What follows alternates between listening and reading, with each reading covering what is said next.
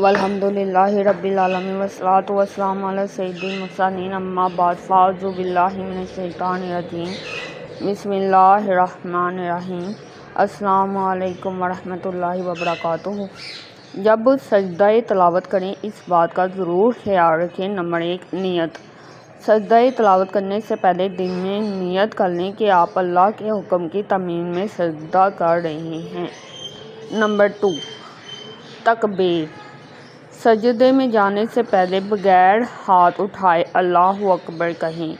سجدہ زمین پر پیشانی، ناک، دونوں ہاتھ، دونوں گھٹنے اور پاؤں کی انگلیاں رکھتے ہوئے عام سجدے کی طرح جھک جائیں، جیسے سبحان اللہ ربی الاعلیٰ کم از کم 3 مرتبہ کہیں یا کوئی اور مسنون دعا۔ نمبر 5، اٹھنا۔ سجدے کے بعد بغیر سلام پھیرے سیدھے کھڑے ہو جائیں یا بیٹھنے کی حالت میں واپس آ جائیں۔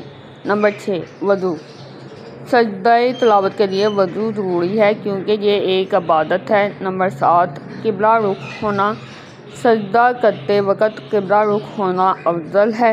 نمبر 8، عورتوں کا طریقہ۔ عورتیں بھی اسی طریقے سے سجدہ کریں گی لیکن زیادہ سمٹ کر بیٹھیں گی۔